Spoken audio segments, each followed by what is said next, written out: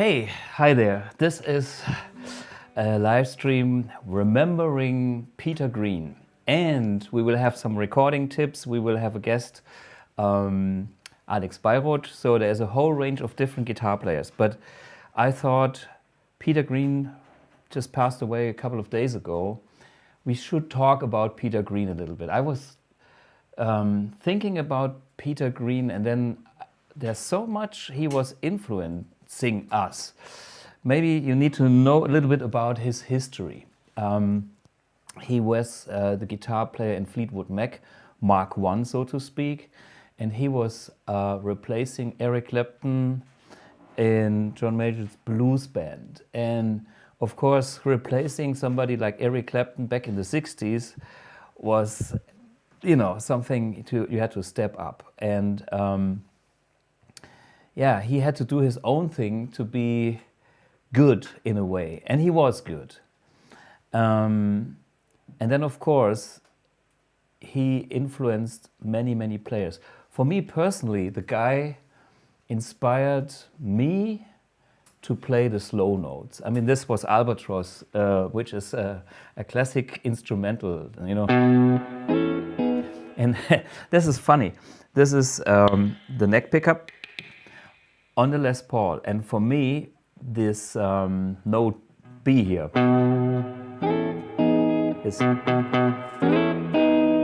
needs to speak, and if the neck pickup speaks that way, that's the right tone, and that's the Peter Green tone.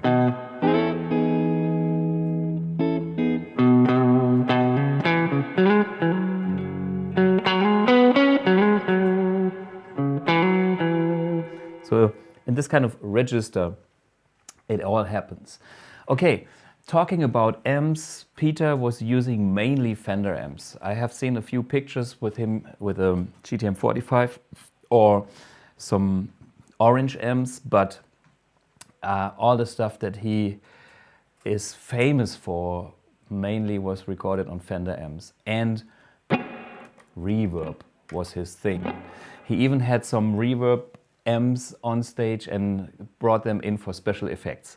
Okay, another aspect of Peter Green is he composed this song.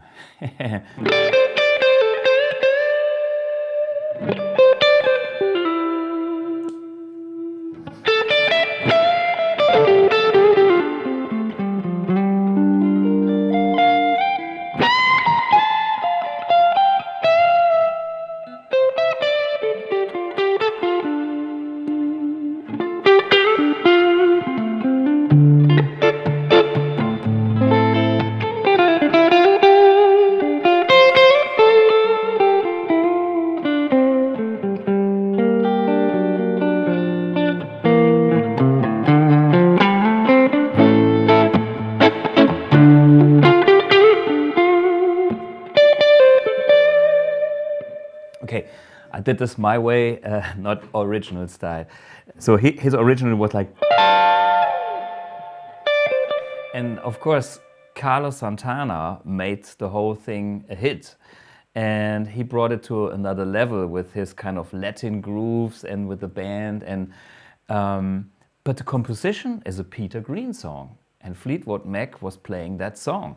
And Peter was singing the song, and he was actually playing all the licks that Carlos just put onto the next level with a modified Fender, you know? So the Fender with even more gain in the preamp stage, which became later on the Mesa Boogie. The modification was done from Randall Smith of Mesa Boogie.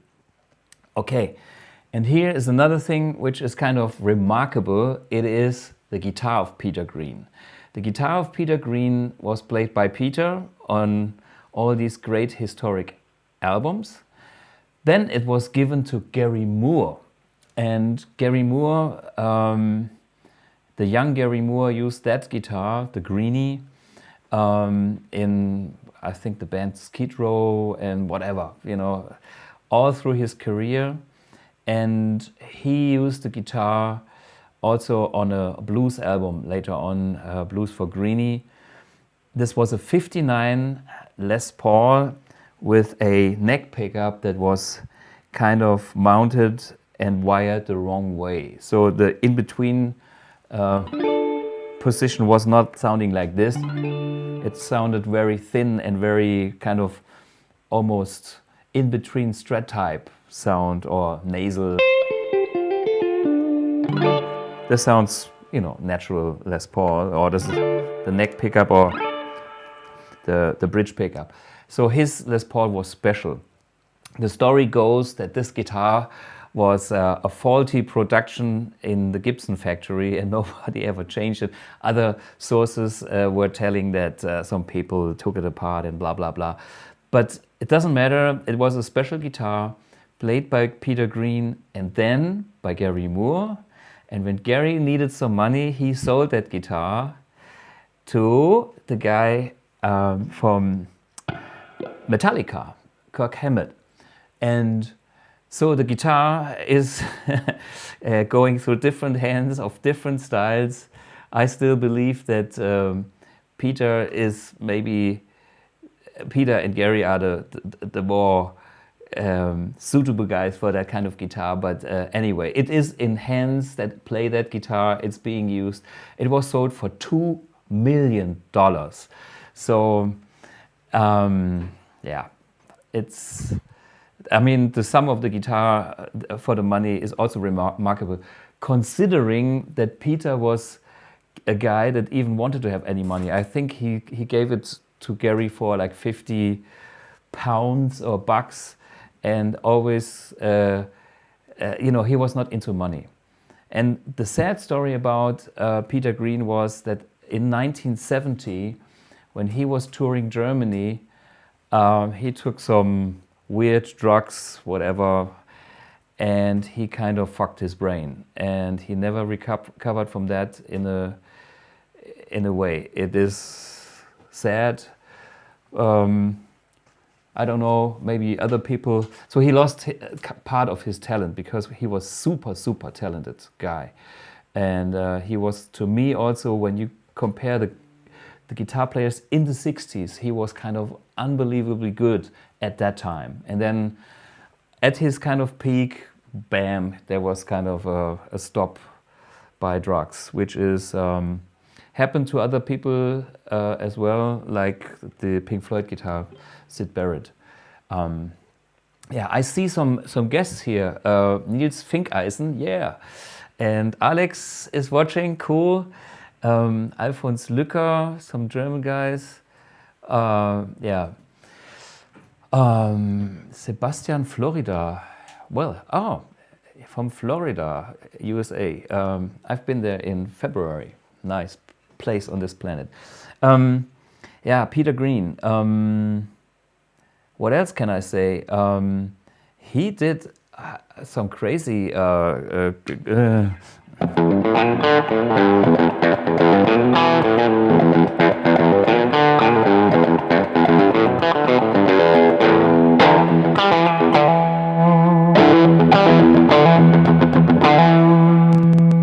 need a Marshall.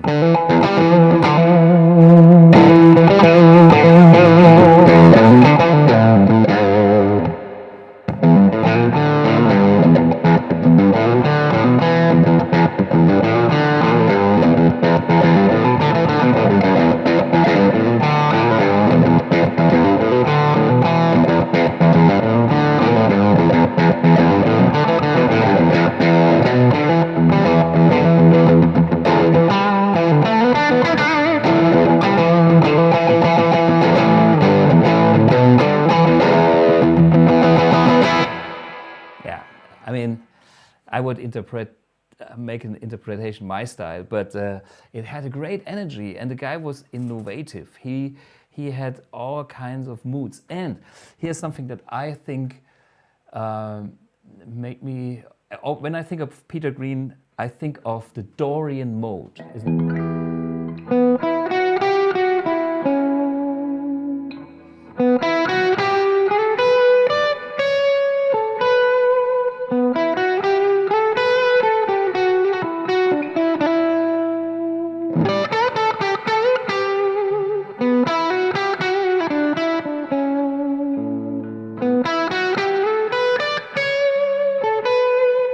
this kind of major 6 was an interval that he used a lot. And yeah, it was just,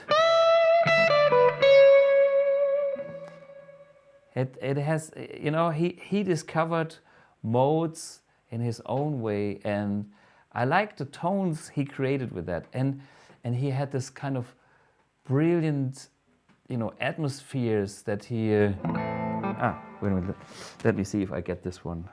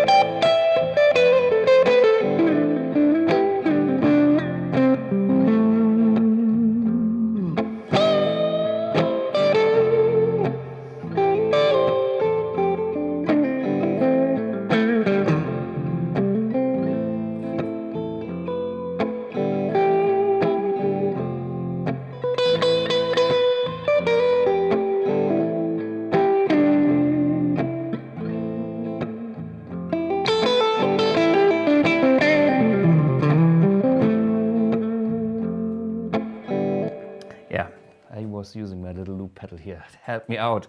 But you know, this is kind of a meditating kind of thing, you know, simple stuff, but listening to the notes, you know, listening, it's kind of a Pink Floydish quality, mental quality of Peter Green. Anyway, so, you know, remembering Peter Green is, there's more than you think about this guy. You know, he's one of those, for me, being a bit younger, forgotten heroes in a way that inspired a lot of guitar players, even Carlos Santana, who got rich doing covers of Peter Green songs and bringing Peter Green's music to the next level. Yeah. Okay, so far so good. If you have any questions about him, no problem. Let me know. Stephen Davis already has a Peter Green also used the Strat. Yes. Can't remember which part though. Seagulls. Maybe. But the main riff, this thing here, this is the... That is a Les Paul and not a Strat. Me being a Strat player, this was the biggest lessons. You know, usually if a Les Paul is muffling and the B note on the A string is not clear like this one, like a Strat, the Les Paul then is not a real good Les Paul. That's the quality of a vintage Les Paul, which I'm looking for. Yeah.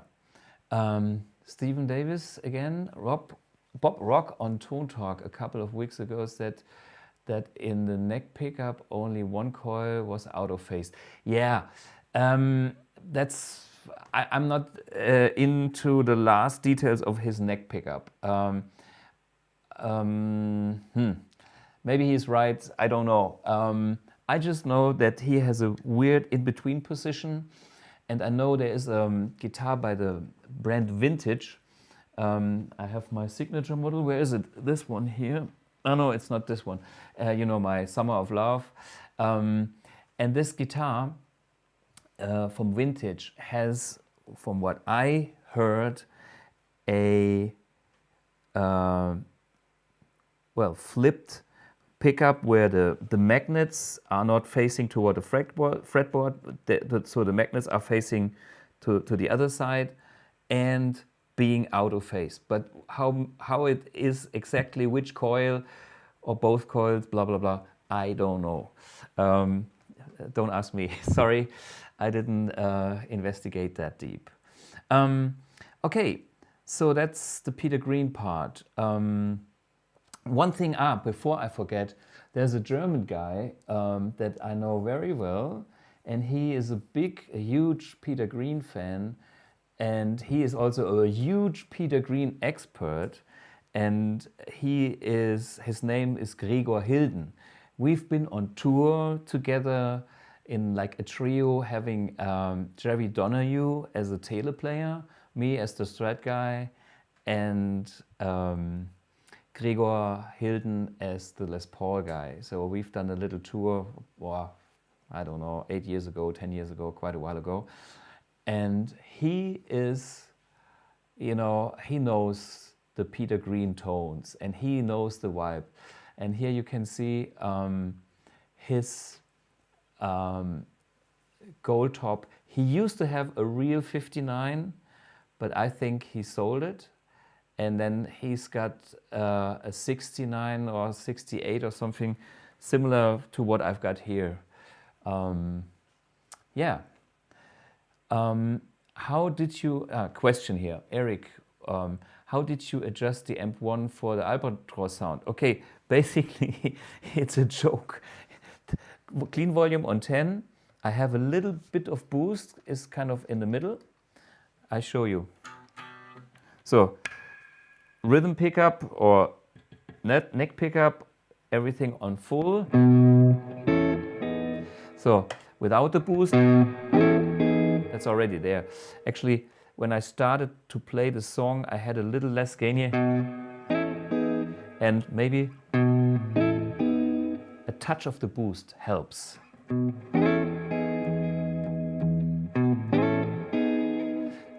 I'm doing this with a little extra boost because it gives me that slight compression and the edge of breakup. What you can hear.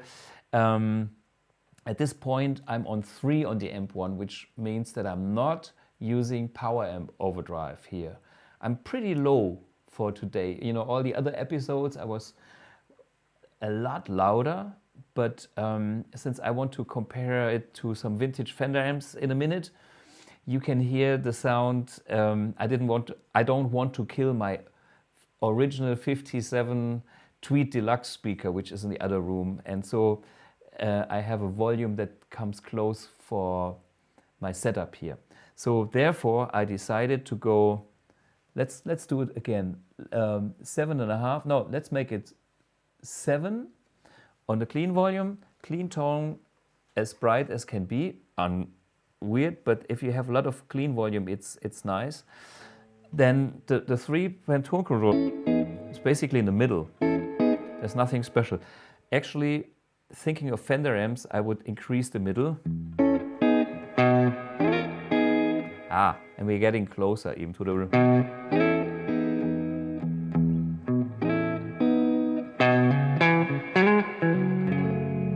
See, more mids does help.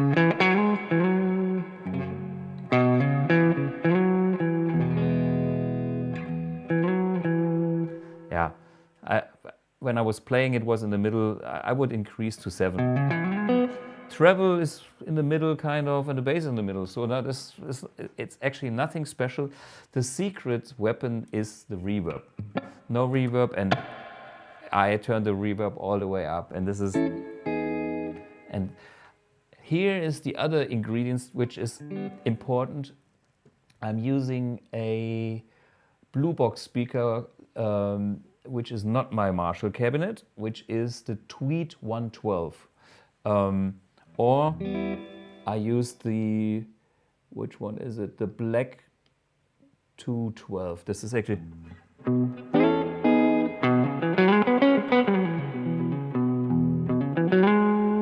The Black 212 is a Fender twin cabinet, which is kind of... There's a lot of mids, you know. Maybe I can reduce the mids on the amp again. And back to the Tweed 112.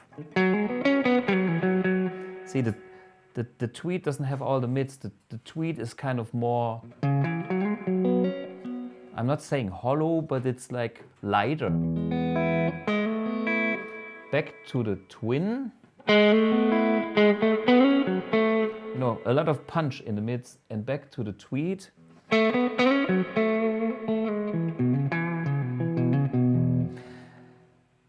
I like them both, but I'm a big fan of the Tweed 112, also in the original. I can show you how it sounds because this cable goes into the original 1957 Tweed Deluxe of mine, which is sitting in the next room, mic'd up with a Shure SM57. Can we switch to the... sorry. Here we go.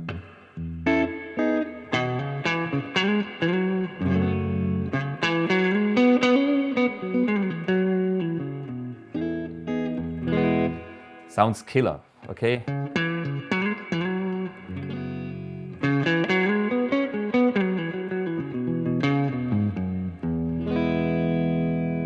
So this is the real deal, original Tweed Deluxe from 1957, and this is the emulation of...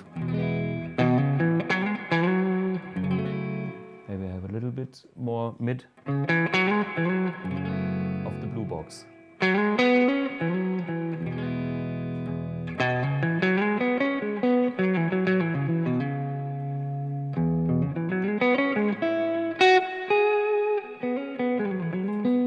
Yeah, okay, this is how close we can get with the BluBOX versus, you know, the unbelievable original 1957 Tweed Deluxe, which is probably one of my best amps in my collection. And the speaker too, all original. Don't ask me why this vintage shit sounds so good. I was always fascinated by that kind of smoothness and sweetness, but also clarity.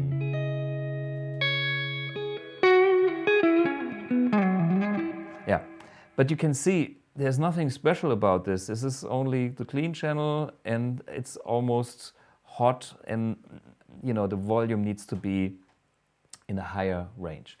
Okay. So we heard that sound of the BluBOX versus a real mic'd up cabinet.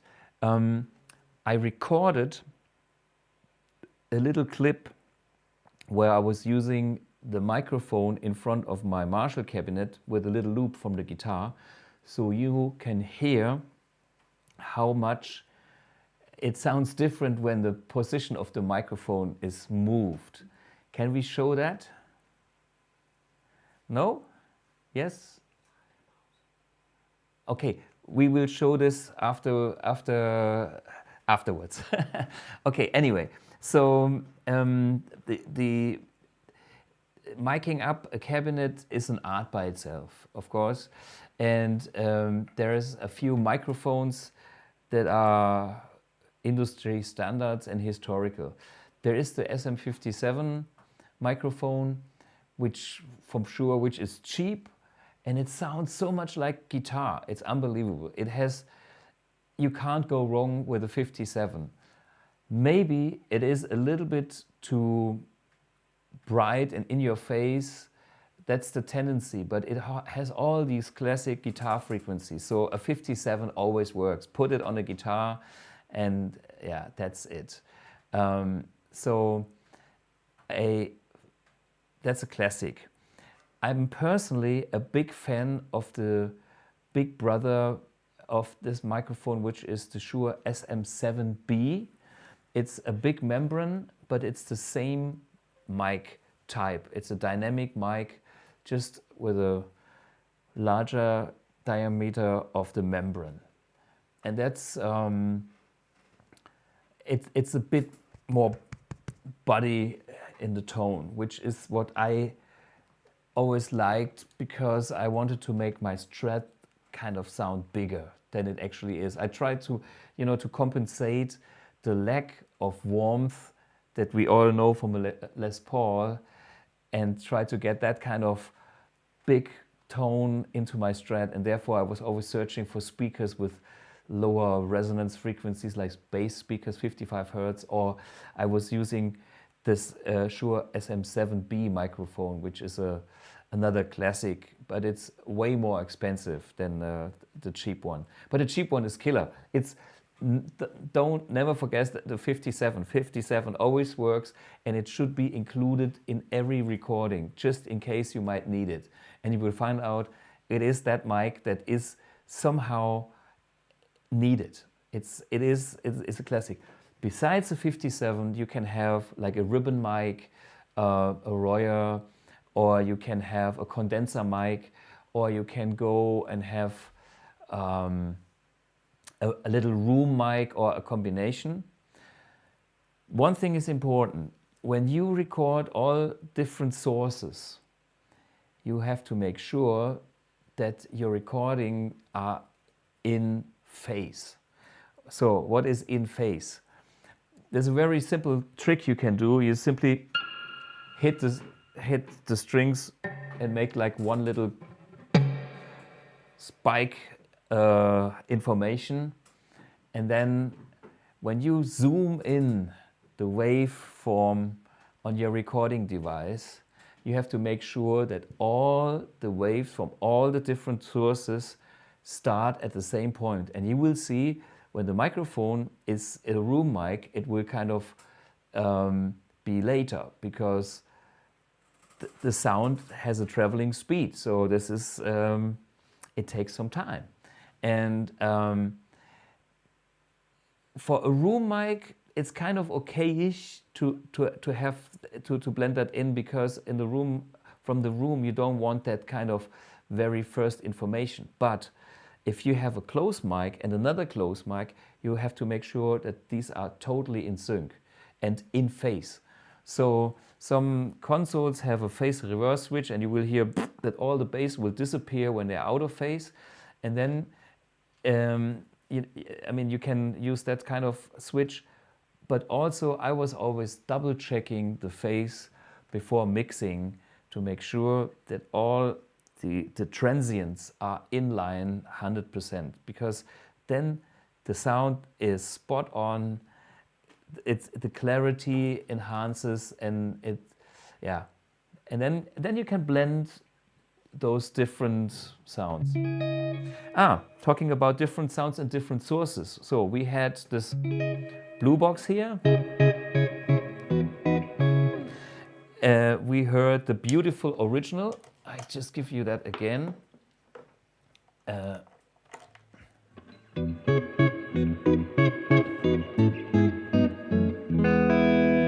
The original Fender speaker, 57, and here is the direct out of AMP1.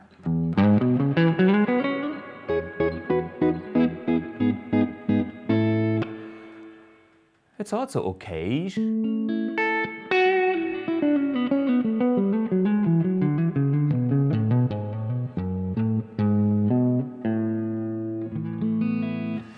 But okay, we are still in the clean range. Going back to the BluBOX, means I plug this in,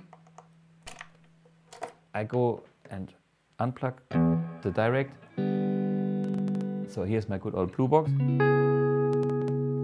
And now I check for, or maybe let's stay with this Tweed 112 because, okay, we are still in that territory.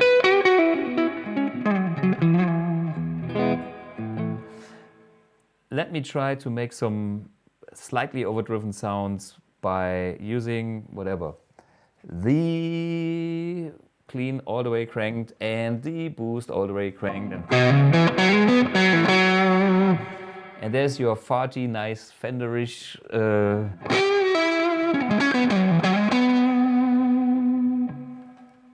I might even use.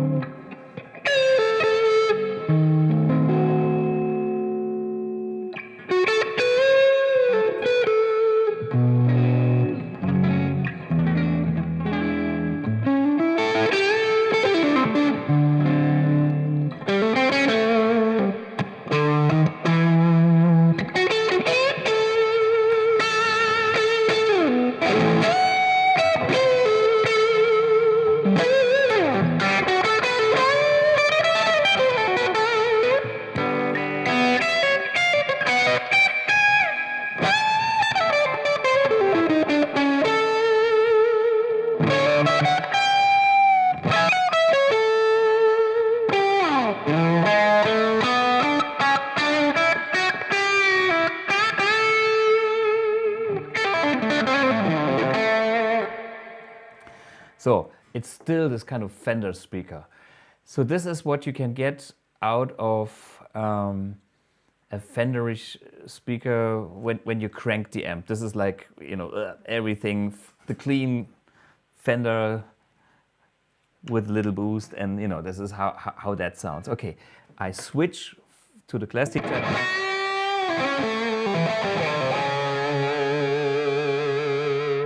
Yeah, and there's the. It is a sound. It's not my sound. It's a Fender overdrive sound. I have no idea if I would use that in a live situation because it's not rocky enough for me. You know, it's like a. I switched to a Marshall cabinet, like a.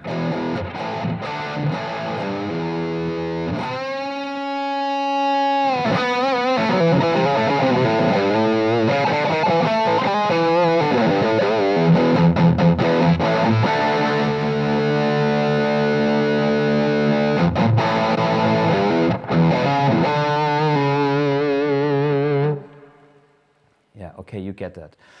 Let me try the direct out. It might be way too loud, so please make sure we have the level down. And I will, can we switch direct? Direct signal, yes, switch on. No sound? Oh, me. Okay, lower volume, because I increased the power amp. Like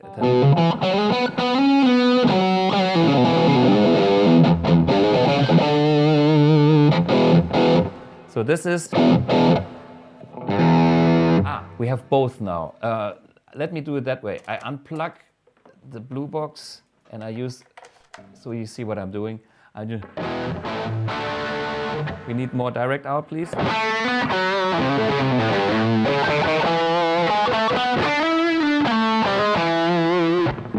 Yeah, that's kind of a universal output. It has a bit too much mids for what I would like to hear, so I reduce the mids a touch, and then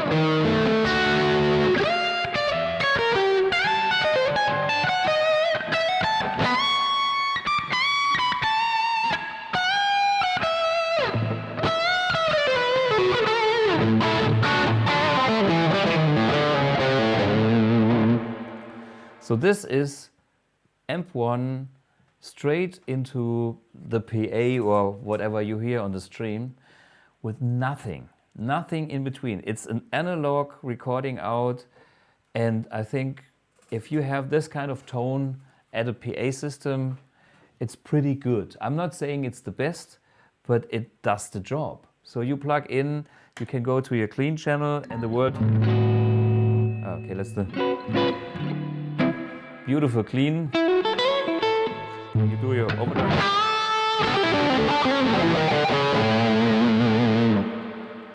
So this is all different tonalities with one speaker only.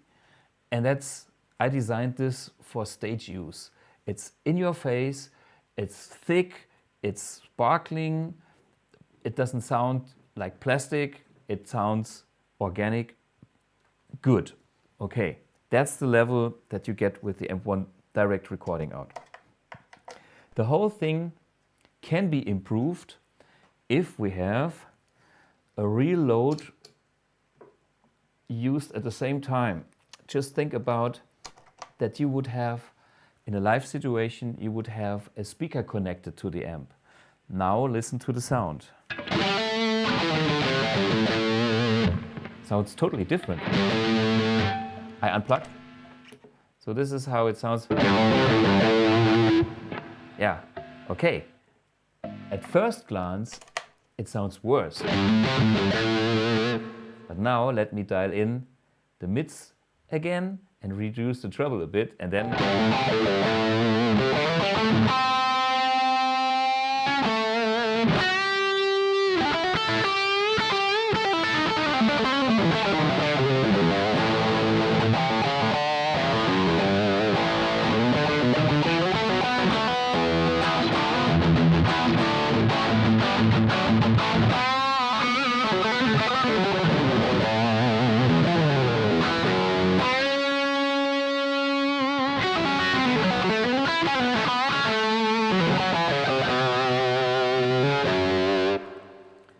and look at my tone controls. Middle position, middle position, middle position, gain on full, and that's, hey, no BluBOX, just direct out with a speaker connected. Okay, do you get the message? The message is a speaker changes the tone because the impedance of the speaker is kind of like a frequency curve that works together with the power amp. And the power amp in AMP1 works just like a tube power amp. And therefore, the speaker interacts with the power amp of AMP1, and that changes the tone. And if you dial in the right amount like this, hey, happy days.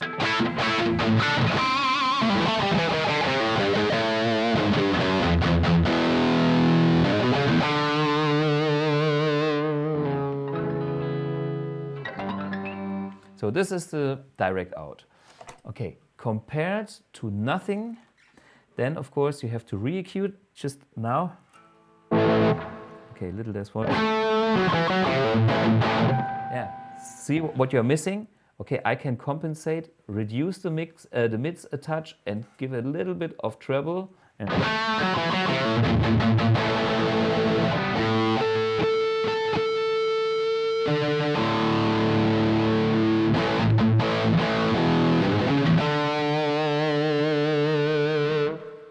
And you come close to this kind of thing.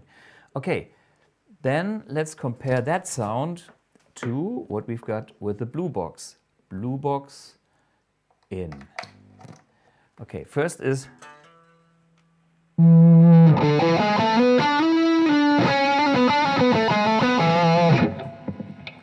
no speaker connected, kind of silent recording. See, it's only AMP1 speaker out, BluBOX speaker level in, middle position, stack 1970, which is my kind of favorite, my go-to sound.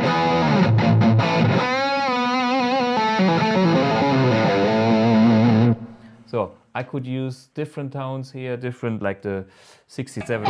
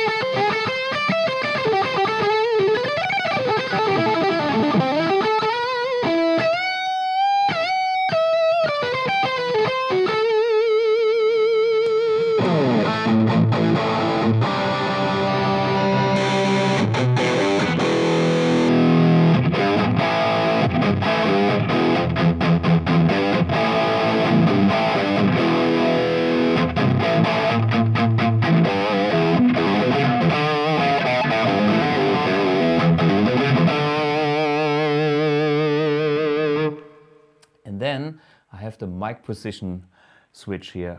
Let's make a little loop and then play around with the knobs, okay? It's like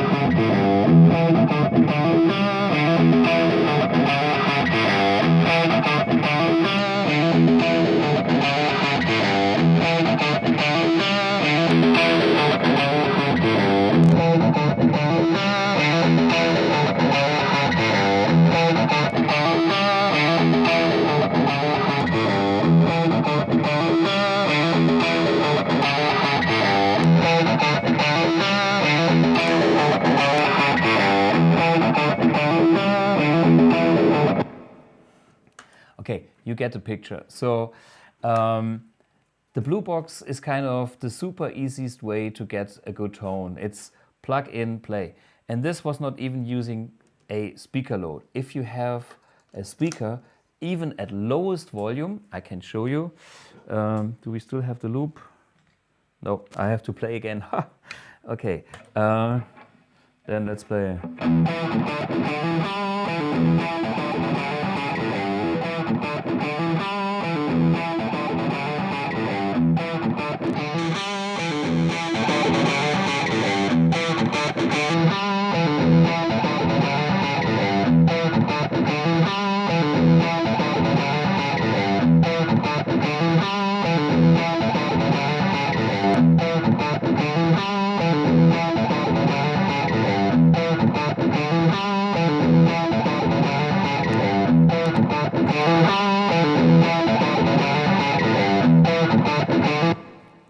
Could you notice this little difference of the sound being a touch more alive when I plugged in the real speaker load? I compensated it in the BluBOX already, but the real deal is the real deal. And this kind of compensation you can find on something like a reactive load like the SE100. I show you one here. Oops. Heavy shit. And inside such a box, there are load resistors, so you can crank your tube amp, and there are big coils and capacitors to recreate the resonance frequencies of your cabinet. And something like this you can also find in your aux box, in your aux, or in your Torpedo studio, you know, in the big digital products famous for direct sounds. And you need one of those if you have traditional tube amps. But with the AMP1, you don't have to go there. You can go straight with the BluBOX and all good. Or you can use some other IR loaders like this one, the Torpedo CAB M. You can load in your own IRs, and this would also go straight into the speaker out, as it has a amp in or a pad function which brings down the level, so this can handle speaker level. And with the AMP1 you don't need a load, you don't need this heavy box. No matter what kind of IR loader you want to use, the BluBOX, which is easy, or this one, which has a lot of options where you can dial in different cabinets and microphones and blah, blah, blah. But you will spend some time with that to get a good tone. There's several ways. I was visiting a good friend of mine who we had as a guest in a former episode here in his studio. And he is using the aux box, and I think it's great to see how he is doing his latest album and what he's using to get, you know, that kind of highest quality you want to have for your album. If you do an album, you don't compromise. And he bought the aux, he was here showing me the aux, and I was at his studio in France. Let's have a little clip and visit my dear friend Alex Beyrodt in his studio and hear how he is recording his guitars. See you.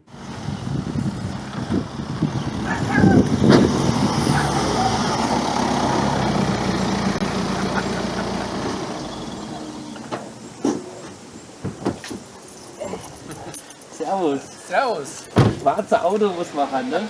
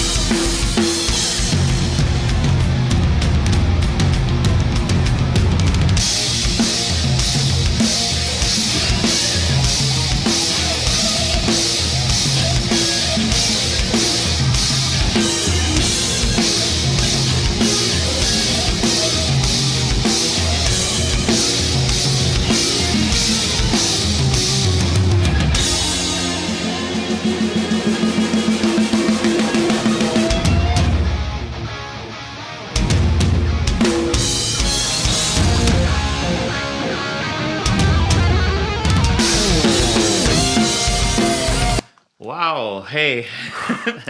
Alex, this is the new Voodoo Circle album, right? Yeah. Cool. Well, actually, welcome in my studio. Yeah, this is Alex's studio in France. Not too far from Chateau. Chateau kind of thing. Chateau du Rock. Chateau du Rock, yeah. Du Rock and Roll. Du Rock. Oui, oui. Yeah, so this is the new Voodoo Circle album, and you have a couple of guitar tracks down already. For how long have you been working on the album? Oh my God, too long. Too long? Yeah, probably 1 year. Oh yeah, okay. On and off, on and off, on sure. and off. Okay, stuff in between. But since I've had a lot of time from March, since March, and all the bullshit happened, I was able to finally lay hands on it and finish it. Yeah, cool. Yeah. And you started with some plugins, and then you used some, what is it, the Voodoo amp, and then you used the AMP1? Or? Yeah, the story is I recorded, let's say, 80% of the guitars I recorded with Guitar Rig. Okay. Because I'm a huge fan of Guitar Rig. Yeah. For many years. I even wrote presets for those guys and everything. And I'm really deep into this plugin, and I know all the tricks and everything. Yeah. And then I purchased. First, I purchased the aux. Right. And I thought I'd give it a try with the Voodoo amp. And that sounded... This amp is a killer. I know. This amp is really a killer. Yeah. And so I started with the Voodoo amp and I recorded it. And we can listen to this later. I have some tracks. Right. And I thought, well, it sounds okay, but the Voodoo amp with with a microphone and a speaker cabinet sounds to me better. So I wasn't so 100% happy with the result from the aux box actually. And then I bought this fellow secret weapon. The AMP1. The AMP1 Iridium. Yeah. And I started playing with it and experienced it. And I connected with the aux box. And from the first moment, honestly, I had the best guitar sound I've ever had in a studio. Wow. Really. Really. To me, this is like a match made in heaven. Okay, cool. I don't know why. I don't know either. It doesn't matter. These two, they fit together. Perfect. Wie Arsch auf Eimer. Cool. Yeah, and simply, what is the aux setup? I mean, the aux is a load box, and it has a IR speaker load, and they use their own speakers. And of course, you have all the choices, different speaker types, different microphones. Yeah. What are you using? I saw some Greenbacks 25, thick, it says. Yeah. Here's the cabinet. It's like a Marshall cab with Greenbacks 25, and this is like the thick cabinet, the big motherfucker. Yeah. Then I have a SM57. Okay, dynamic, standard, classic, yeah. A Ribbon 121. Yeah, for the warmth. And a condenser. Okay. And this is how they mix together. Yeah. And nothing else. There's no EQ, no compressor, no delay, no reverb. That's it. And that's the sound. That's the sound.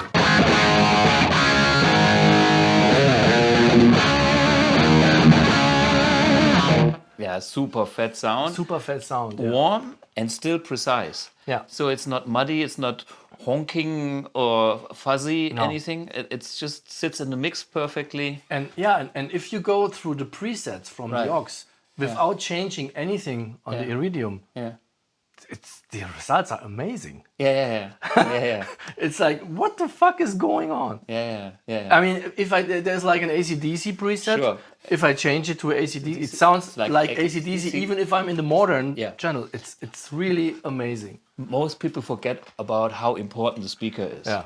So, and of course you can have this amp and that amp, and it's 50%, but you know, the speaker comes last. So if the last 50% is not there, it is shitty. Everything is shitty. Yeah.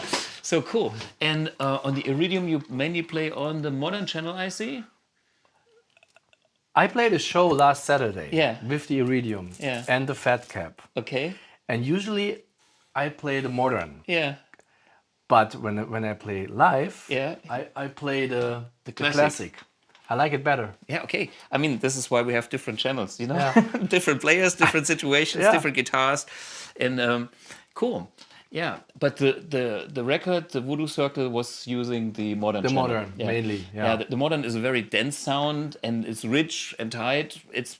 It's probably what makes a lot of sense for this kind of music. Yeah. Fat guitars. Like the 80s guitar sound. Yeah, but still fast enough, you know? It's fat and not too fuzzy. Yeah, exactly. Yeah. Cool.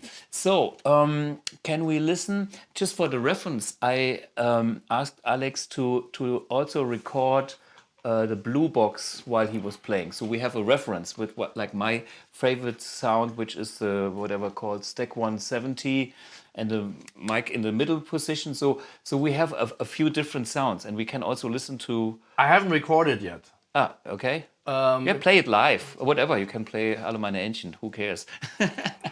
Okay, wait a second. Okay, so this is both together.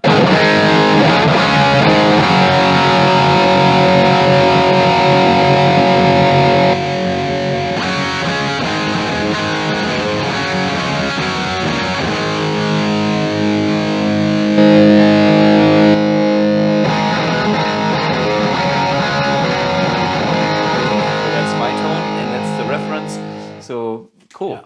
And then how do the tracks sound that you recorded already? Can you kind of solo those? You want to listen to some of the tracks? Yeah, sure. Okay. And I see a lot of doubling going on. There's we have 1, 2, 3, 4, 5, 6 rhythm guitars, and they all play the same. And you pan them left, right each. Yeah. So it's kind of 3 sets of Like 3 stereo sets, kind of. Yeah. Okay. Well, if you want, we can listen to. Let's listen to the. I call it Vintage 30. Okay. Yeah, sure. Everybody knows what that means. Yeah, sure.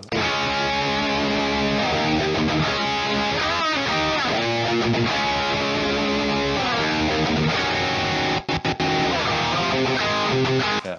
So that's the Vintage 30s. So, and this is also the Iridium. This is the Iridium. Okay, so then Then we I have a sound. I called it Whitesnake 87. Oh, okay. Was the first. It was the first try to come up with that sound. Yeah. I'm not sure if I succeeded. I think it's a little bit too fuzzy, but.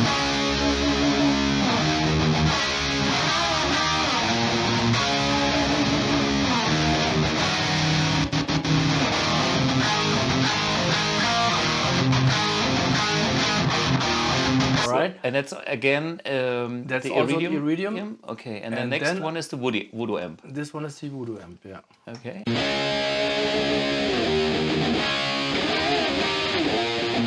Well, I mean, It's not bad. no, it's great. I mean, they all have their character. When you blend them together, you can still decide where you kind of place them in the mix, and then Exactly. whatever makes more sense in the mix situation, you have more in the mix. Exactly. Yeah. And all together, Yeah. they sound like this.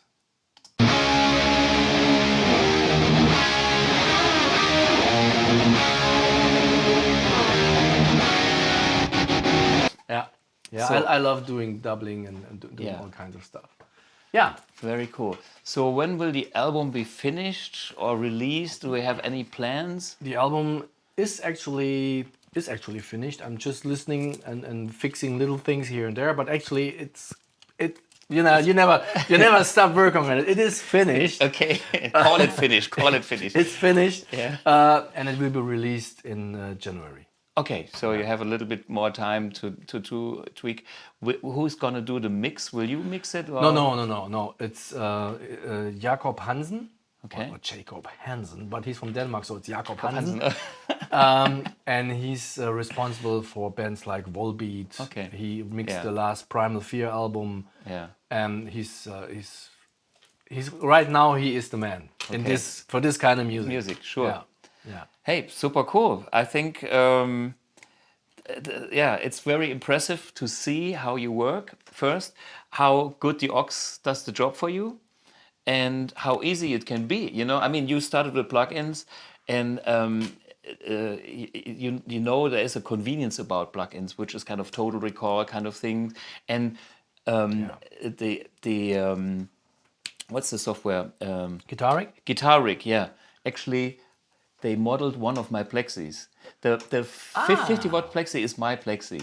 So it's also in Guitaric. Those guys from Berlin came to Saarbrücken, my hometown, and we've done this. So, you know, we all connected. This world is super. That's great because I think that's my favorite amp. Oh, really? Yeah. I use it all the time. Okay, cool. So yeah, now you know. And so the other thing is, you worked with the software, which is cool. But then when you discovered that the aux can do more for you, and then even the Iridium can do more for you, yeah, I think it's this level. I don't think this is any. There is no much better. It is amazing what you can do today. Nowadays, it is absolutely amazing. And with this setup, to me, it's the best guitar sound I've ever had. Cool. And well, I tell you another story. We recorded the guitars for the Primal Fear album, which is was released 3 days ago, and it receives tremendous reviews. Everybody's going crazy about the guitar sound also. And we went down to Kempten, way in the south of Germany, the Allgäu. Allgäu, Yeah. And Tom Naumann, the other guitar player, he built up his camper, and I had this combination. I had this only the AMP1. Only. Well, okay. The AMP1 and a cabinet. Yeah. And microphones, right? Yeah. By this time, I didn't have the aux. Yeah.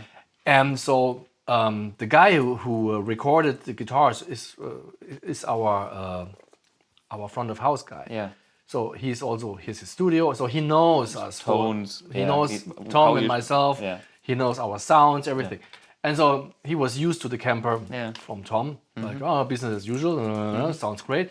And then I played the first chord, really. Yeah. And Bazi is his name. Yeah. He looked at me like, what is this? Yeah. I said, yeah, this is what I told you. This is the future. And it's analog. It's a real tube. Yeah. Wow, this is really cool. I've never heard of it. I said, yeah, this is the shit. And he was really satisfied and happy with the sounds. And now, and now we get so many good critics for the guitar sound, which is really cool. Very cool. Hey, thank you so much. I mean, I do my best to make good sounding amps. Hopefully those amps, the black ones, are liked by the people that play the music a bit harder than myself. And check out the new album. And check out Alex Beyrodt. And we have you back in some I future. hope so. And thanks for having me. Okay. All Cheers. right, ciao.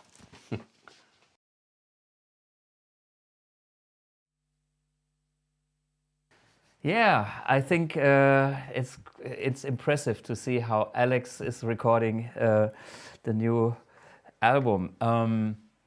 I was just fiddling around with the Torpedo here. You know, he's using the aux. The aux is, I think, one of the most advanced, direct recording tools these days. And it is kind of a system that features everything connected with guitar recording, which means there's a bunch of speaker cabinets, there's a bunch of microphones, and there's some killer effects that are used for guitar recordings. It's coming from Universal Audio, a company that does studio tools, so they have a great plate reverb and they have a great whatever compressor, EQ and all that stuff, which is all good.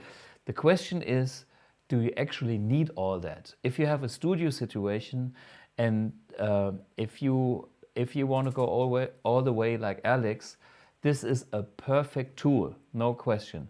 On the other hand is if you're using software, because it's cheaper, you don't have to buy an aux box, you can go direct with the AMP1 and the BluBOX, all good. Because if you have a Cubase or a Logic, you will find a nice plate reverb and a compressor anyhow. And they have all these digital workstations and softwares that do have a full package of guitar equipment. They even have guitar modeling software. But the question is the modeling software really good? I think it's kind of convenient to record with software for layout. And then if you want to go for the real deal, you go back to whatever is best in your mind. And you know, Alex discovered the AMP1 for himself, and whatever amp is your favorite, you decide what's the best tone that you want to kind of capture on your recording. So the aux is a nice thing. On the market you can also find a comment here is the aux cannot load other IRs, just like the BluBOX. The BluBOX is this is what you get, easy to dial in. On the aux, it's similar. You have tons more parameters, but you have a selection of cabinet that is fixed, and you have a selection of microphones that is fixed. That's one approach. Then there is this new Boss thing, which kind of does everything, which is also having a power amp built in, which has a different approach. It's kind of made for the guys that play the old style tube amps that are too loud, so you can have kind of a load with it and then bring down the volume. And then there's all the software stuff for recording, and this one can actually load in third party or your own IRs. And then there is Torpedo, and Torpedo to me is kind of the company that actually started it all. I know the boss of Two Notes, Jérôme. He is a French guy. We meet again and again and again on trade shows, wherever, and we had long chats, and I highly respect what he is doing. Besides what James Santiago with the Auxbox is doing, which I also know in person, because the industry is so small. And yeah, so what's going on the two-note side, on the Torpedo? Torpedo has a bunch of different products. They have also products with a built-in load box for your standard tube amp, but they also have this Torpedo M, which is just the digital side of what they're doing. And it's the cheapest product. And this is actually all you need with the AMP1. Any of the other products are great for other amps, but the combination of AMP1 and the Torpedo M makes more sense. So you can save the money for other stuff. Or you have, you know, the Torpedo Studio in case you have some classic tube amps that you also want to record. Or you have one of those heavy SA100s and connect those to the Torpedo M, because that combination then would be a Torpedo Studio, because it's kind of this built into this is their flagship product. And yeah, of course, the Studio has maybe a little bit more processor power and things. I'm not sure if you need that. All I'm saying is there are several approaches how to get the best tone. And we have done this little video that shows how sensitive it is to move the mic in front of the speaker. We have put a link below in the description of this video, so you can listen to that. We wanted to bring this into the live stream, but today it's so fucking hot here in the studio, and when we put that video on our computer, it might crash the whole system, and then yeah, you would be blackened out. No, so we don't dare to do this right now. This is a bit too risky. Okay, let me explain a few more things. If you use any other IR loader than the Torpedo has a pad function built in. You can maybe see here, there's amp in, instrument line, and like on the BluBOX, so they copied me, but the BluBOX is already a copy of the red box, and the red box goes back decades. Anyway, these sockets are hardwired, kind of connected. Same here. And this is not changing the sound on the speaker, it's just a through box. That's sometimes a misunderstanding on the BluBOX as well. People believe that if they put a guitar speaker on that side and then dial in a different tone, or do the same thing on the BluBOX, the tone on the guitar speaker would change. No, this is getting the signal from the amp, and this is straight in, out, or straight through to the guitar speaker. So if you want to go that way, you have to use an full FR cabinet, full range flat response cabinet, like this new Kemper thing. It's another approach of getting sounds on stage. We'll see what will be the future. I'm still convinced of a classic guitar speaker being the best thing on stage for hearing myself as a guitarist, the way I was used to it. I grew up with a cabinet, not with 10 cabinets, and I used a simple guitar speaker and had all my clean tones and drive tones all on one speaker. And that's the way I still play live. And that's a good thing in a live situation, because the frequency spectrum of that speaker is at a certain place. And so you are in a certain place in the frequency spectrum of the whole band. Imagine if you would change dramatically different speakers, your band sounds different, because the guitar will jump in frequency spectrums. I'm not saying it's not possible, but I'm saying it's dangerous. It could make some weird stuff if you don't know what to do with anything. Is an option, but be aware of a few things that changes a lot. You know, it's like a drummer has one bass drum that has one tone, and the guy on the PA tries the whole night to get the best out of that one particular bass drum. And it's not good if the bass drum changes like every 5 seconds, then the band sound will change, unless it's an effect. All I'm saying is there's a lot of responsibility if you go and do crazy stuff like that. Okay, if you don't use that torpedo, what's the radar? There's a small cheap one. Then you need a pad function to get a signal, or if you want to use your recording software and go straight into the recording interface of your DAW. One option is to use this direct out, but if you want to have an unfiltered signal, so you can use your own IRs from your software or from another IR loader. On the AMP1, please use the speaker out and connect that to a simple DI box. And a DI box with a pad function. So this is a good old classic one with a real transformer. The benefit of a real transformer is you can have a ground lift, and that will separate the ground from the amp to the ground of your recording gear, and that guarantees that there is no hum. So if you have a thing like that, plug that into your speaker out and switch the pad functions to like -20 or 30 dBs.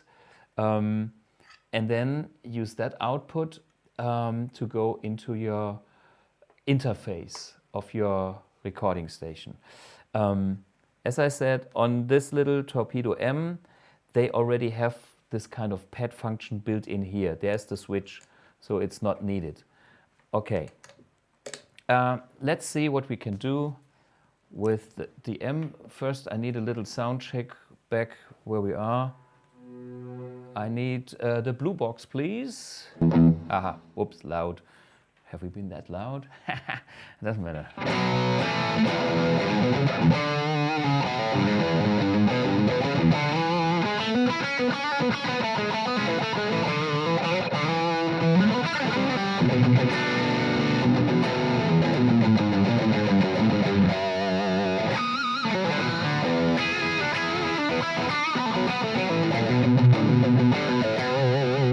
Yeah, still inspired by Alex's tone. And we did record a little track at Alex's studio with the BluBOX on the same position. So but he was using the Iridium.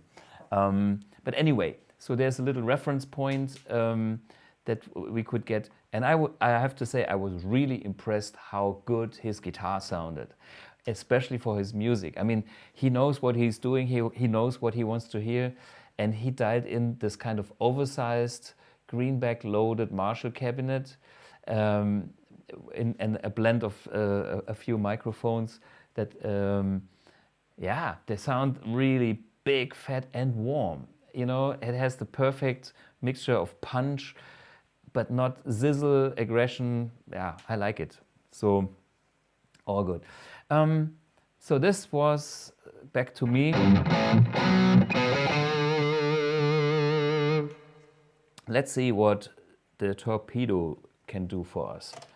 So this, of course, is all live, and I hope, oh yeah, this works. Upsala, we have to go 24 dB down, but now I have to see the output. Miking off, edit. Here I can dial in the volume.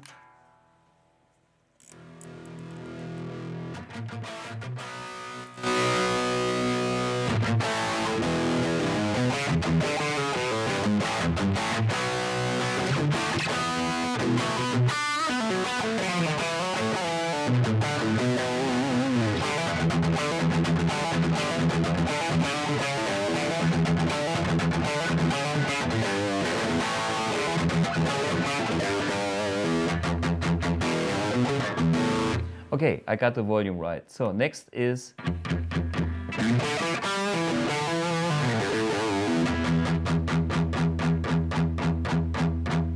power amp.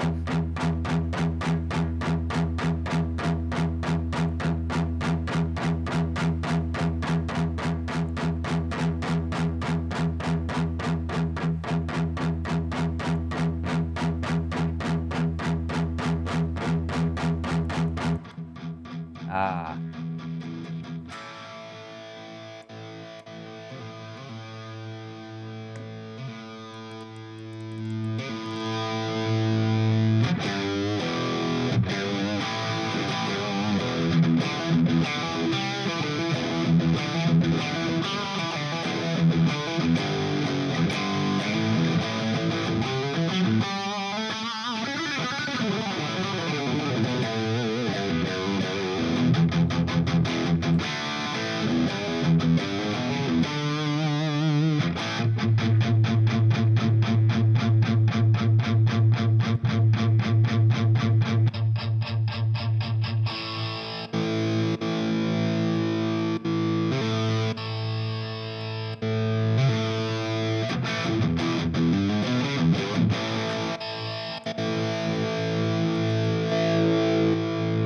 Okay, then I have some extra functionalities like power amp emulation, which is not needed here. I mean, it's like, see, this is kind of this mid-range thing. That's already in the BluBOX. You know, that's all the stuff that you would use when you combine this with pedals. But as you can hear, it gives you good tones, but you have to fiddle around with it. You have to make your way through it. You have more options than on the BluBOX, yes, but you have also more things to dial with, which means you have to take some time and load your own IRs and find out which one you like best, and then maybe tweak it. There's an EQ built in. Yeah, it's another approach, and it's great. I was more inspired about being the live guy that simply wants to have his tone as simple as possible, plug in, and that's it. So let me go back to my BluBOX.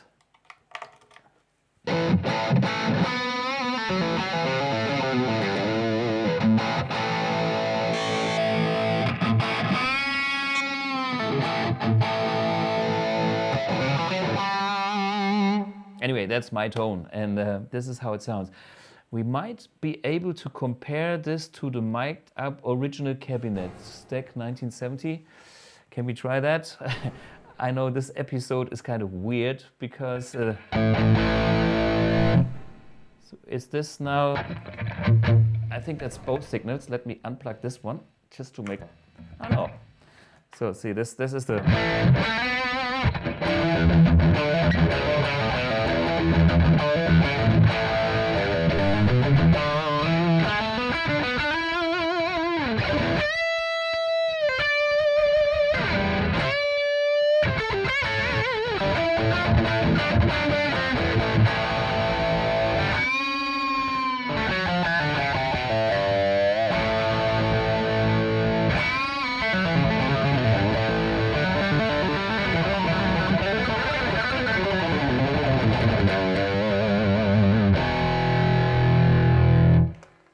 So this was the real Marshall cabinet with a real mic, and now back for the BluBOX. Switch, please.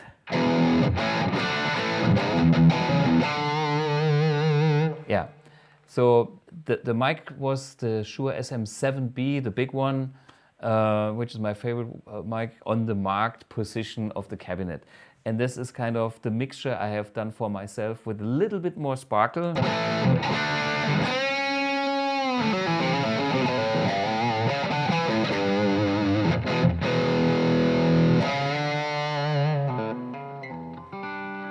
Okay, anyway, that's the BluBOX. Do we have any questions at this point? Sure, check out the video about the mic positioning, how important mic position is, and you could hear that our mic position is doing similar things but not exactly the same because it's not phase real. But this is like more bright and warmer and darker. Okay, we got a few questions. Julian Klein. Klein is very German. Yeah, Klein, small. Julian, small. Kann man die interne Gain-Level pro Kanal über MIDI direkt am AMP1 speichern oder ist das nur mit Remote One möglich? In English, he's asking if the internal gain level of AMP1 can we store that only with the Remote One. I was showing this in the last episode, and when I was explaining the low gain mode and some very early episodes, and I used the Remote One. The Remote One is probably the easiest way, but you can also use MIDI. So if you have a MIDI controller and you have the control number, it's not 7, 7 is master volume. I think it's 30.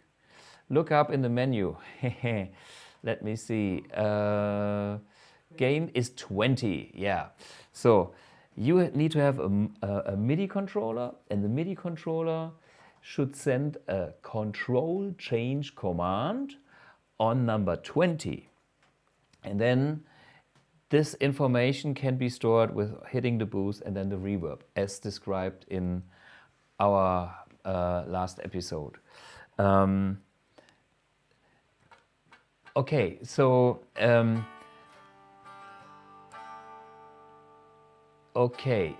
this is the way how to dial in different gains with an external controller and not the Remote One. And of course you need the MIDI One adapter that I showed you last time.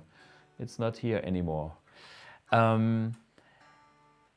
Okay, do we have any more questions?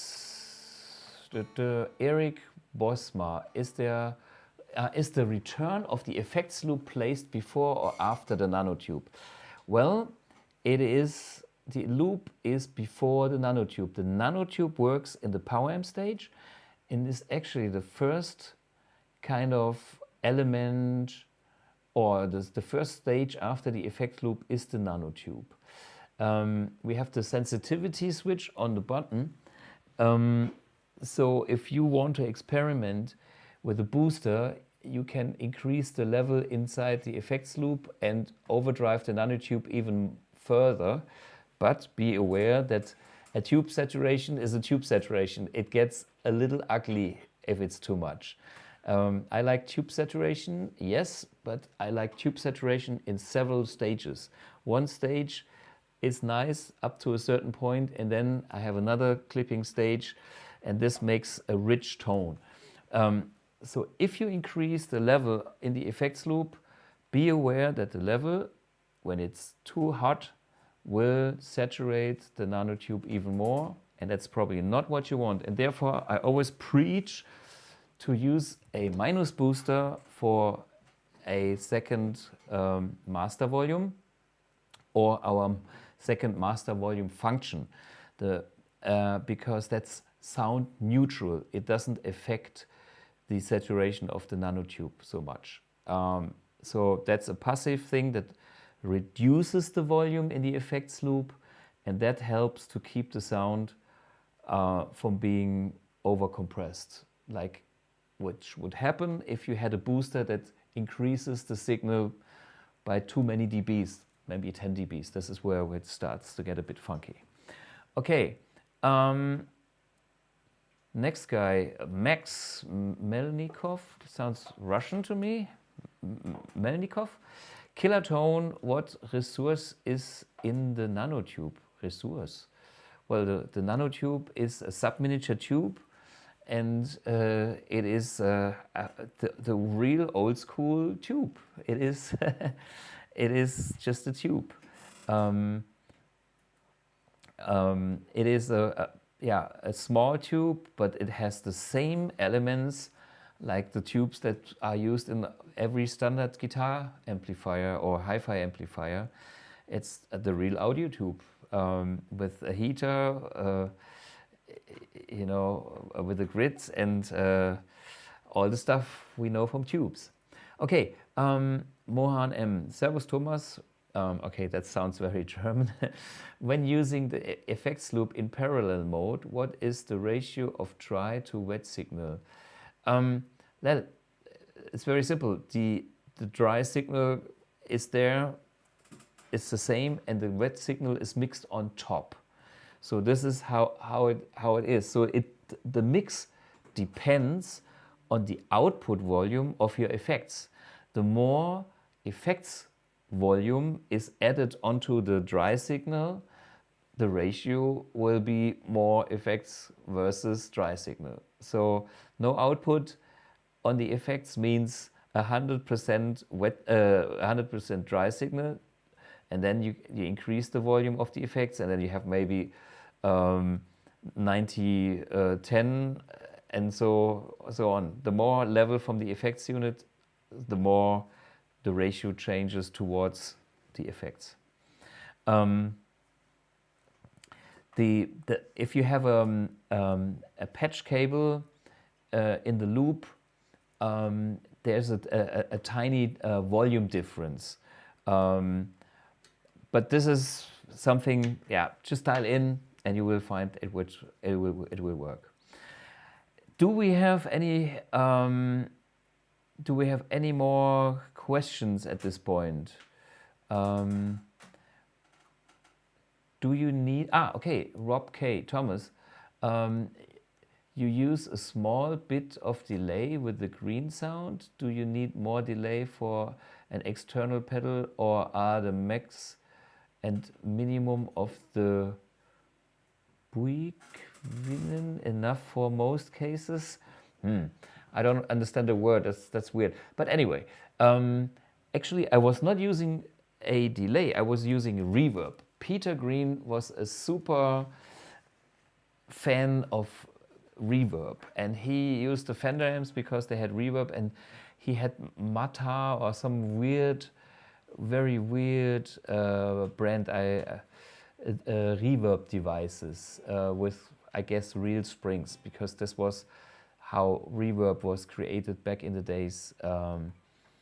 Yeah, and so he's the kind of spring reverb guy. Okay, another question here. Hi Thomas, auf Deutsch. Gestern habe ich den Iridium bestellt und dieser sollte morgen ankommen. Okay, bin schon sehr gespannt. Ist der Recording Out mit einem unsymmetrischen Klinkenkabel mit bester Soundqualität nutzbar? Ja.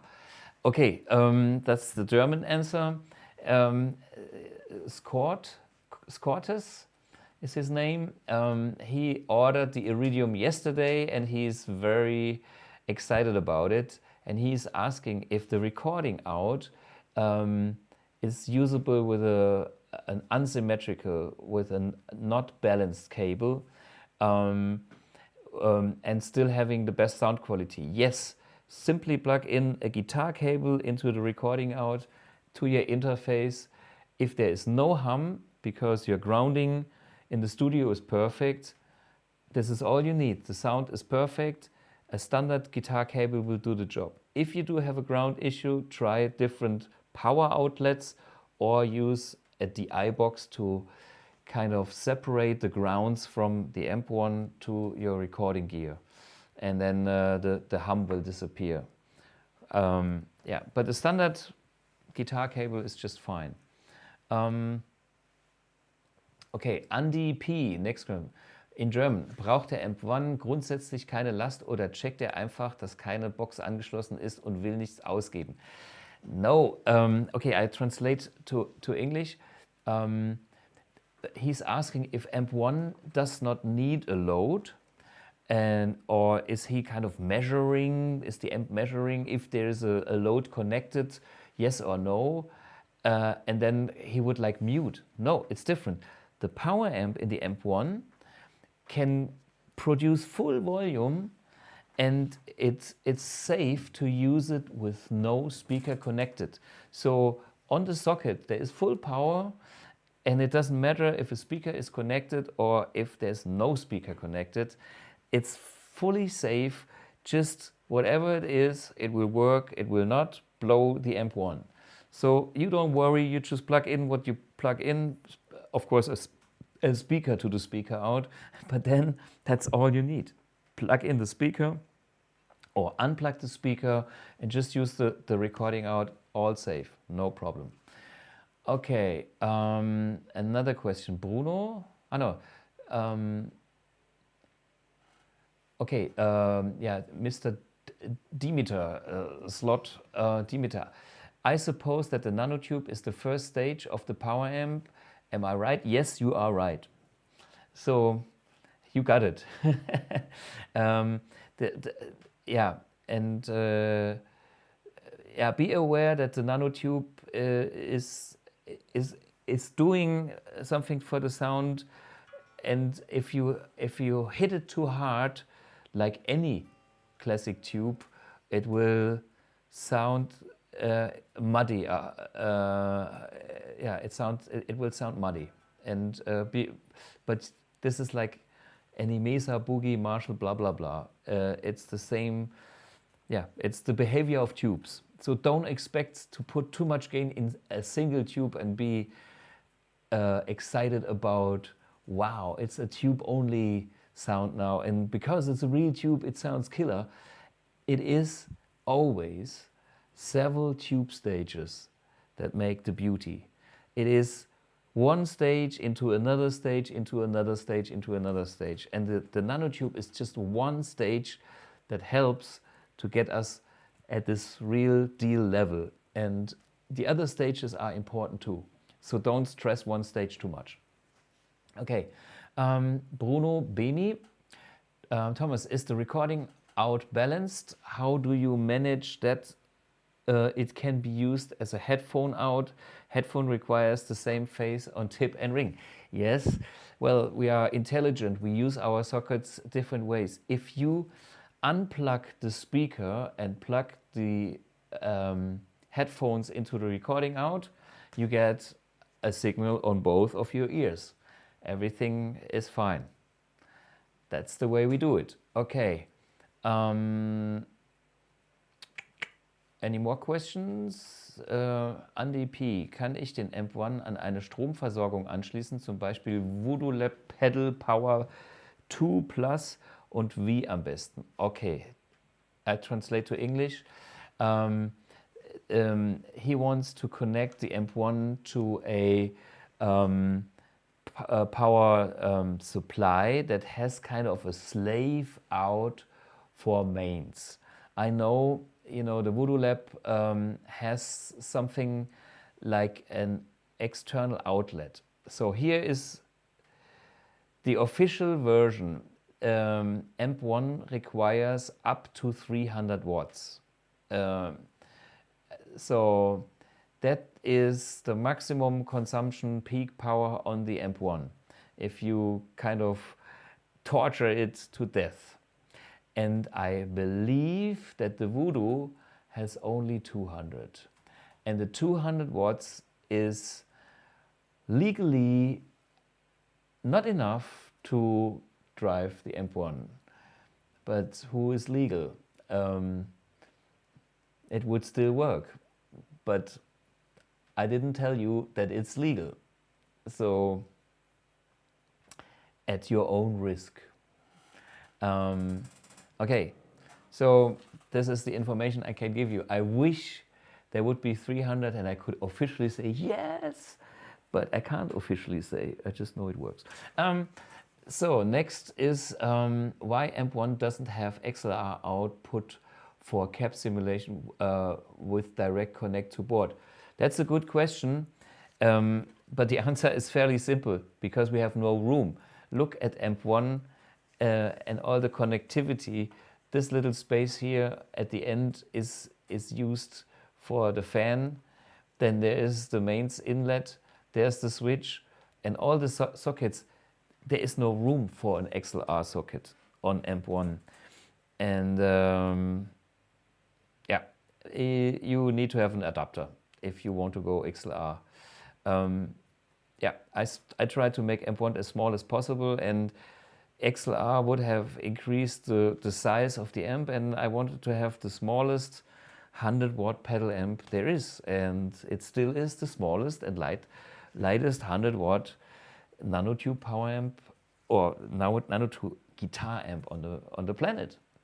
So yeah, saving space and weight is first priority, and then if you want an XLR, there are beautiful adapters, and there are even adapters that have built-in transformers. I have some downstairs that you can plug in, and then you have an XLR that is even ground with ground lift. That's perfect. Okay, next question. Robert Donoso Büchner. His Donoso, that sounds not so German. Robert, you never know, but Büchner sounds very German. And the question is German. Ich mag den Sound von Mercury und Fat Cap. Wie kann ich genau den Sound aufnehmen? Brauche ich die BluBOX? He's asking, he likes the sound of the Mercury edition and the Fat Cap. This is exactly what I'm playing. And he's asking how to record that tone. Well, there's two choices. One is use a microphone in front of the Fat Cap and record it. But be aware, it's loud. And you have to know how to place the microphone in a good way. The much easier way is use the BluBOX, dial in Fat Cap, which is this one, and you are good to go. And this is how it sounds.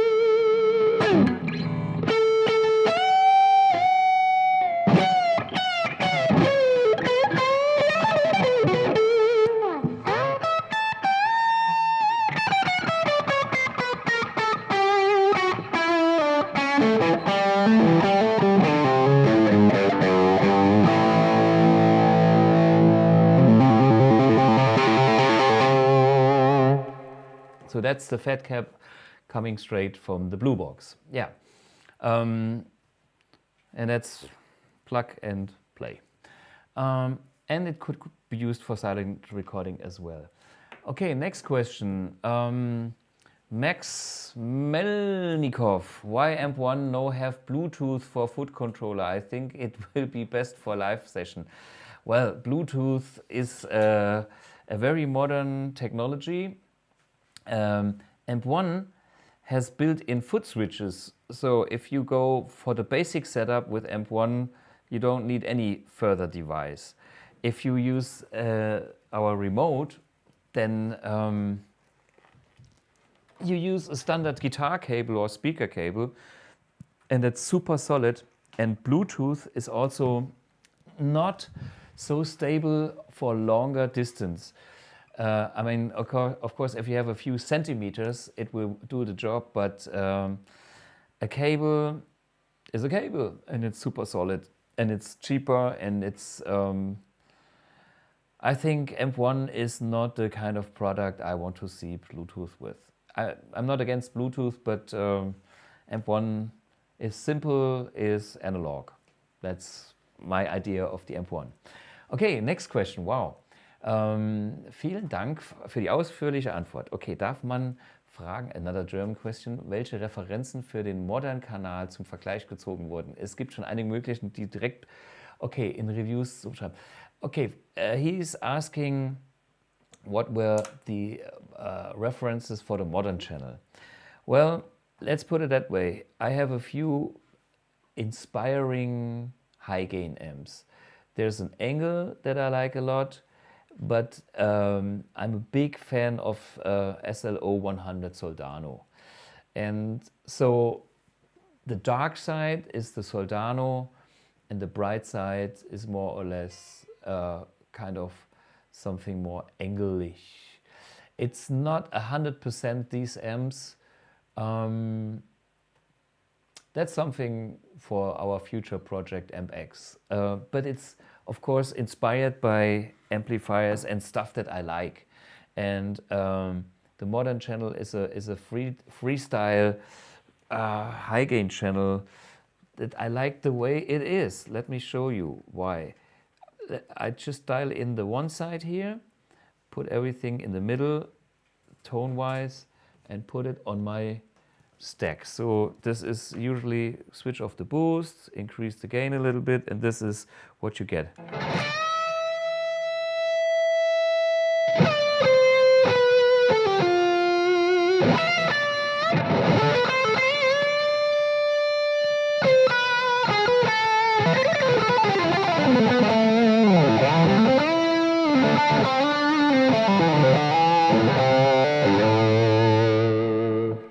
So this is, to me, a killer, yeah, how to say, this is a killer high gain sound that has the density and the richness that I want from a high gain tone. So next is I dial in the other side of the tone.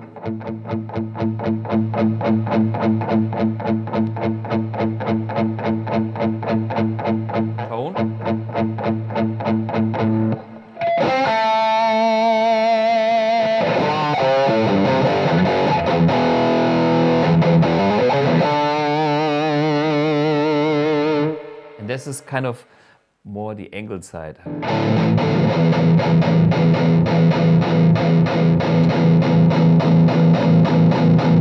Soldano and the angle. You can hear the feedback of the pickups. So again, the Soldano, sweet.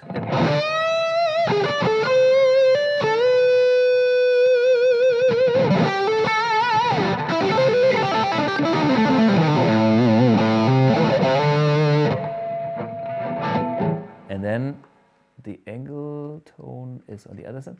It's a subtle difference.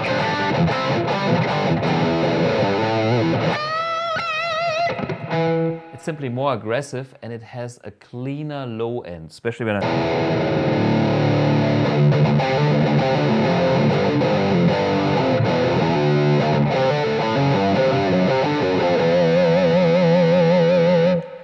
yeah, that's my modern channel. Okay, hello from Texas, yeah. That's far away, and I guess it's even hotter than here in Germany. I'm not sure what the Fahrenheit is, but tomorrow is supposed to be the hottest day, and today is hot too. I wear no shoes. But I guess in Texas, these days must be super hot. Okay. I've had the Iridium for about 2 months now. It's amazing, thank you. What is the modern tone modeled after, or what's the inspiration behind this? Well, I showed in another episode that high gain amps like the 5150 is what the modern channel is inspired by. And this is the modern channel of the Iridium. But it's not exactly the amp, you know. I'm, designing my amps is listening to other amps and kind of creating my own picture out of what I hear from others. But of course, I'm impressed by certain amps. If I play a Soldano or if I play a 5150, it touches me. And that's something I will not forget. And that kind of emotional feedback is what makes my decisions on how to voice an amp. Yeah. Okay. Dominic Pöli, okay, that sounds maybe Austrian or Swiss. Is the vintage 30 in the BluBOX the original English ones? Yes. When I use speakers as references, or if I use speakers for making my own IRs that I use in the BluBOX, I use, of course, the best speakers that I have in my collection. And you are right, the English ones are the better ones. These days, they're all manufactured in China, and they have like a heritage stereo which costs tons of money, that tries to be as good as the original ones. They are good, but I have the real deal. I have the old ones. Real deal old speakers are still king most of the time. And I have a huge collection in the other room. Maybe one day I show you my Rumpelkammer with all the lumpy stuff. Okay, that's not English, but the Germans will get it. Okay, next question. Es gibt auch AMP-X-Fragen. Okay, bitte noch einmal kommentieren alle Fragen über... Ach so. There is... no, I get some information here. Okay, there are some questions about AMP-X. Please comment and give us all your questions about the AMP-X in an email. And the email is youtube@bluguitar.com. We will collect all these questions because currently we are still working on AMP-X, as you might think.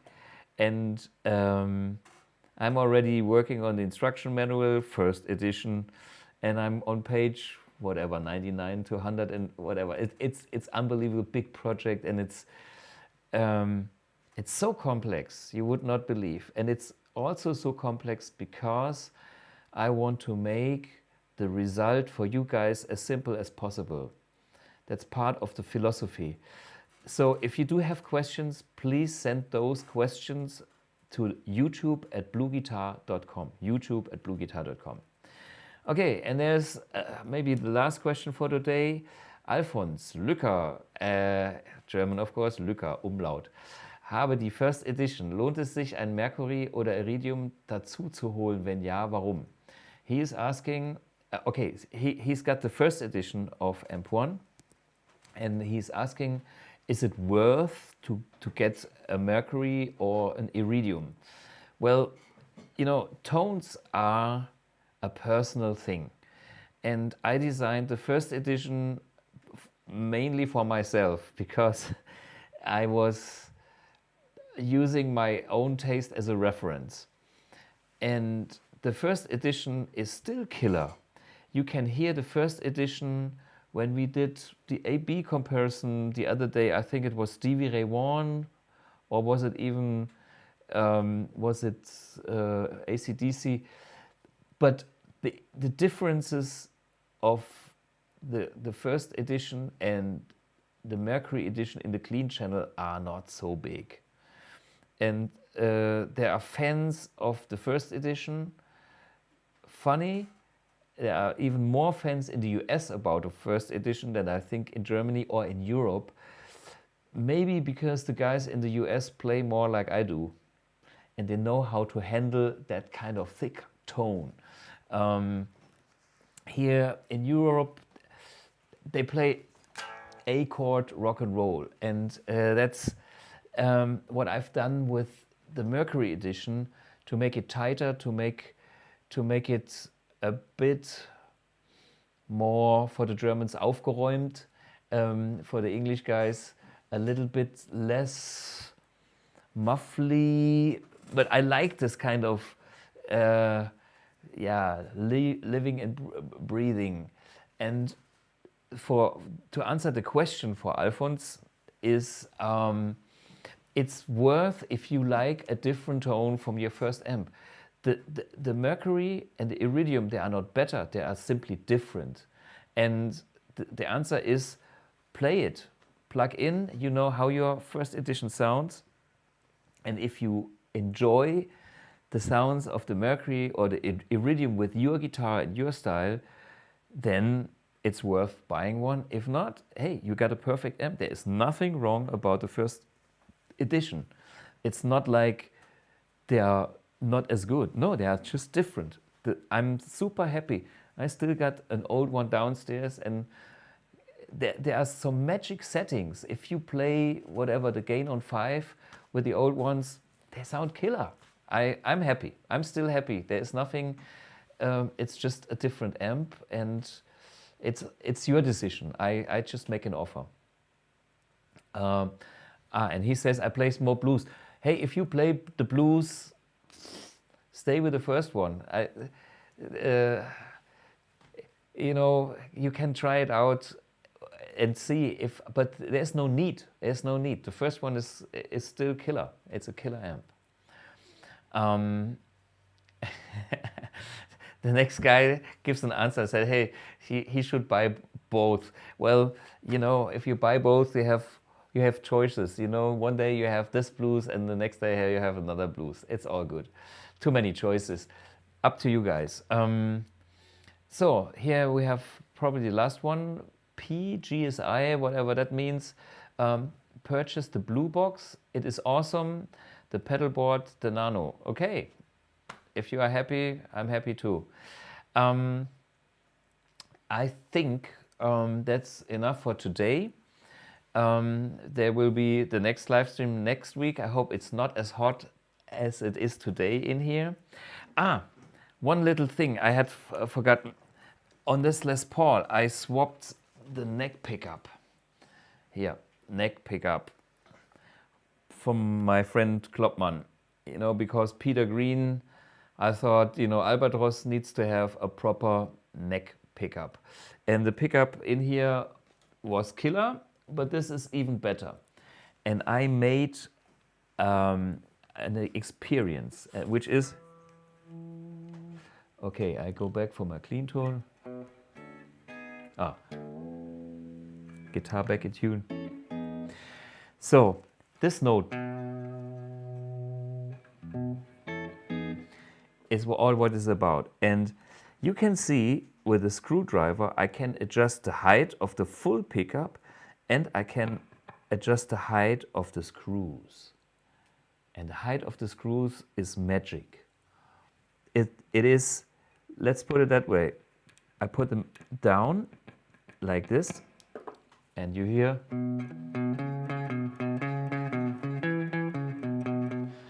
it's a nice warm round sound, but when I kind of lift those,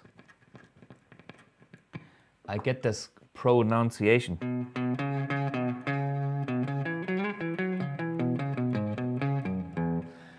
I don't know if you hear it, but I do hear a difference in the way that it becomes a little twangier, but without being harsh. So this was my little exciting lesson that I learned about the pickups. You can adjust those guys as well, and it is an option to fine-tune, you know, the height to every string, so you can kind of compensate the output level of each string, and you can even fine-tune the overall tone of each string individually. Nice thing. Me as a strat player, I was impressed. Okay, tiny subtle differences, but they do matter. And I would like to end with Gregor Hilden, my friend from Germany, that is Mr. Peter Green inspired. He plays a lot of blues, and I think you can hear he's got this nice mellow side of Peter Green, of course his own style, but you can also tell that he's inspired by Peter. And check out his website, check out his video, and I think we have a little video where he checked out the AMP1. So anyway, that's from my side, everything from me, from my side. Enjoy, see you next week, next Wednesday. Cheers, and enjoy Gregor Hilden.